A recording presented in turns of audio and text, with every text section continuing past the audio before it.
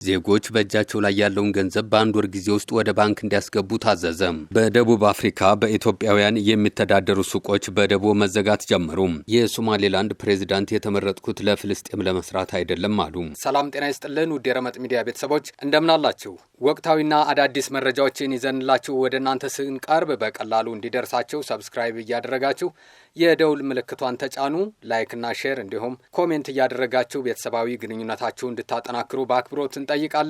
ወደ መረጃው እናልፋለን። የሶማሌላንድ ፕሬዝዳንት የተመረጥኩት ለፍልስጤም ለመስራት አይደለም አሉ። የሶማሌላንድ ፕሬዝዳንት አብዱራህማን መሐመድ አብዱራሂ ኢሮ መንግስታቸው በኢየሩሳሌም ኤምባሲ ለመክፈትና ከእስራኤል ጋር ሙሉ ዲፕሎማሲያዊ ግንኙነት ለመጀመር ያሳለፈውን ውሳኔ በተመለከተ ከሙስሊም አገራት ለሚቀርብባቸው ተቃውሞ መልስ ሰጥተዋል። ፕሬዝዳንቱ ትናንት በሃርጌሳ ባደረጉት ንግግር የሀገራቸው ኤምባሲ በምዕራባዊ ኢየሩሳሌም መከፈቱን ገልጸው ይህም በበርካታ ሀገራት የእስራኤል ግዛት ሆኖ እውቅና የተሰጠው ቦታ መሆኑን አስረድተዋል። የሶማሌላንድ የውጭ ፖሊሲ በሀገሪቱ ጥቅም የሚመራ መሆኑንም ገልጸዋል። ሲናገሩም እኔ የተመረጥኩት ለፍልስጤም ለመስራት አይደለም፣ ይሁንና የተመረጥኩት የሶማሌላንድን ጥቅም ለማስጠበቅ እንድሰራ ነው ካሉ በኋላ ሶማሌላንድ ፍልስጤምን እንዳልጎዳችና የፍልስጤማውያንን የወደፊት እጣ ፋንታቸውን የመወሰን መብት እንደሚደግፉ አስታውቀዋል። ላለፉት 35 ዓመታት ሶማሌላንድ ሙስሊም ሀገራትን ጨምሮ ከዓለም አቀፉ ማህበረሰብ እውቅና ለማግኘት ጥረት ስታደርግ መቆየቷን ያነሱት ፕሬዝዳንቱ አጥጋቢ ምላሽ እንዳላገኘችም ጠቅሰዋል። ጨምረውም ሶማሌላንድ ከሙስሊሙ ዓለም ጋር ወንድማማች ግንኙነት ያላት ናት። ነገር ግን ሙስሊም ሀገራት የሶማሌላንድን ህልውና እውቅና ለመስጠት አልደፈሩም። እስራኤል ግን ለመጀመሪያ ጊዜ የሶማሌላንድ እውቅና በመስጠት ዲፕሎማሲያዊ ግንኙነት ጀምረናል ብለዋል። በማስከተልም እኛ እውቅና ከሚሰጠን አገር ጋር ወዳጅ ነን። ዲፕሎማሲ የተመሰረተው በርስ በርስ መከባበር ላይ ነው። እስራኤል እውቅና ስለሰጠችን እኛም እውቅና ሰጥተናታል በማለት ገልጸዋል። ፕሬዝዳንት ኢሮ በንግግራቸው ማጠቃለያ ለሙስሊም ሀገራት ባስተላለፉት መልእክት ወንድሞቻችን እንፈልጋቸዋለን፣ የእናንተ ወንድሞች እንደመሆናችን ተመልከቱን፣ እኛን ማየት ካልፈለጋችሁ ግን ቢያንስ ተውን ማለታቸውን ኢራኒውስ ዘግቧል። በደቡብ አፍሪካ በኢትዮጵያውያን የሚተዳደሩ ሱቆች በደቦ መዘጋት ጀመሩ። በደቡብ አፍሪካ ከትናንት አንስቶ የተጀመረው የስደተኛ ጠል ተቃውሞ ተከትሎ በዛሬው ዕለት በኢትዮጵያውያን የሚተዳደሩ ሱቆች ላይ ዘመቻ ተከፍቷል። ከስፍራው የተሰራጩት መረጃዎች እንደሚያመለክቱት ዛሬ በመቶዎች የሚቆጠሩ ሰልፈኞች በኤደን ፓርክ ውስጥ የሚገኙ በተለምዶ ስፓዛ ተብለው የሚጠሩ ሱቆች ጋር በመሄድ ሱቆቻችሁን ዘግታችሁ አሁኑን ውጡ የሚል መልእክትና ማስጠንቀቂያ አስተላልፈዋል። እነዚህ በኢትዮጵያውያን የሚተዳደሩ ሱቆች ባለቤቶችም ማስጠንቀቂያው በደረሳቸው በሰዓታት ውስጥ ዕቃቸውን ጭነው መሄዳቸው ተገልጿል። እንደ ዘገባዎቹ ከሆነ እንዲዘጉ የተደረጉና ዕቃቸውን ጭነው የሄዱ የሱቅ ባለቤት ኢትዮጵያውያን 5 ናቸው።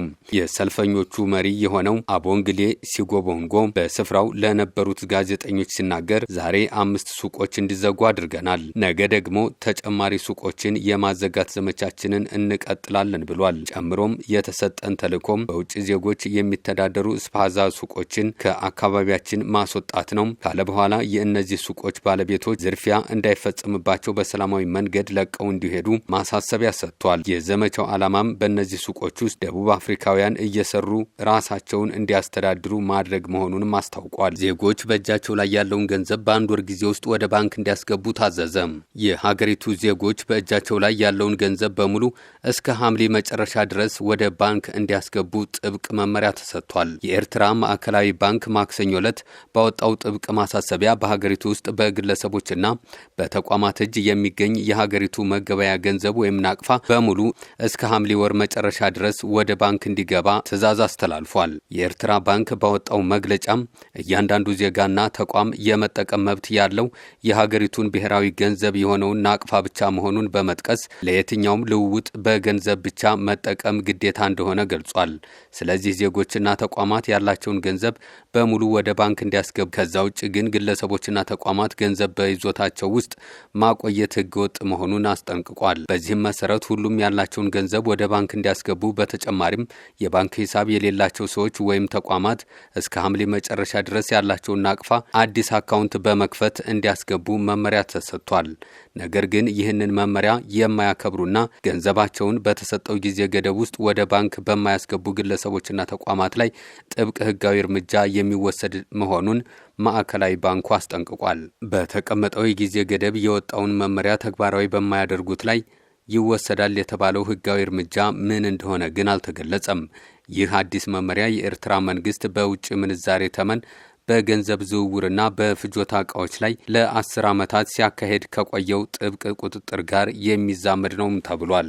ከ10 ዓመት በፊት የኤርትራ መንግስት አዲስ የመገበያያ ገንዘብ አሳትሞ ባሰራጨበት ጊዜ በለውጥ ሂደት በህዝቡ እጅ የነበረውን ጥሬ ገንዘብ በሙሉ ወደ ባንክ እንዲገባ አድርጎ ነበር። በወቅቱ የኤርትራ መንግስት የገንዘብ ለውጡን ያደረገው ህገወጥ የገንዘብ ዝውውርን ለመቆጣጠርና የሀገሪቱን ምጣኔ ሀብት ለማረጋጋት ነው ሲል ምክንያት ሰጥቶ ነበር። በገንዘብ ለውጡ ሂደት ወደ ባንክ የገባውን ገንዘብ መቆጣጠር የቻለው መንግስት ከዛን ጊዜ ጀምሮ ማንኛውም የኤርትራ ዜጋ በሚያንቀሳቅሰው ገንዘብ ላይ ጥብቅ ገደብ ለመጣል ችሏል። በዚህም መሰረት በኤርትራ ውስጥ በሚገኝ ባንክ ገንዘብ ያላቸው ሰዎች ከባንክ ሂሳባቸው በአንድ ወር ጊዜ ውስጥ ማውጣት የሚችሉት 5000 ናቅፋ ብቻ እንዲሆን ተገድቧል። የምጣኔ ሀብት ባለሙያዎች እንደሚሉት ይህ ከባንኮች የሚወጣ የገንዘብ መጠን ላይ የተጣለው ገደብ በህዝቡ የዕለት ተዕለት ህይወት ውስጥ በብዙ ገጽታዎች ላይ ተጽዕኖ አሳድሯል። ከፍተኛ መጠን ያለው ገንዘብ ለሚያስፈልጋቸው ግዢዎችና ለሌሎች ወጪዎች ገንዘብ የሚፈልጉ ኤርትራውያን በወጣው ጥብቅ ገደብ ምክንያት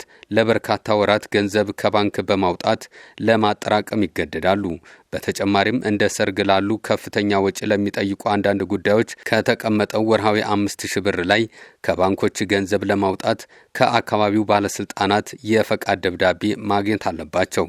አሁን በሀገሪቱ ብሔራዊ ባንክ የወጣው ዜጎች እጃቸው የሚገኝ ገንዘብን ወደ ባንክ እንዲያስገቡ የሚያዘው ማስጠንቀቂያም የወጣው ባለፉት ዓመታት በሰዎች እጅ ላይ የተጠራቀመውን ናቅፋ ወደ መንግስታዊ የገንዘብ መዋቅር ለመመለስ መንግስት በሀገሪቱ ምጣኔ ሀብትና የገንዘብ ዝውውር ላይ ቁጥጥሩን ለማጠናከር ያለመ እንደሆነም ይታመናል። ኤርትራ በአፍሪካ መንግስት በጣም ጥብቅ ቁጥጥር የሚደረግበት የባንክ ስርዓት ካሏቸው ሀገራት ውስጥ አንዷ ናትም ነው የተባለው። በሀገሪቱ ዘመናዊ የገንዘብ ዝውውርና የባንክ አገልግሎት የሌለ በመሆኑ አብዛኛው የገንዘብ ዝውውርና ግብይት በጥሬ ገንዘብ ብቻ ነው የሚካሄደው። ውድ ቤተሰቦቻችን አብራችሁን ስለነበራችሁ ከልብ እናመሰግናለን። ላይክ፣ ሼር እና ሰብስክራይብ እያደረጋችሁ ቤተሰባዊ ግንኙነታችሁን እንድታጠናክሩ እንዲሁም ለሌሎች ወገኖቻችን መረጃው በቀላሉ እንዲዳረስ እንድታደርጉ በአክብሮት እንጠይቃለን። ጤና ይስጥልን።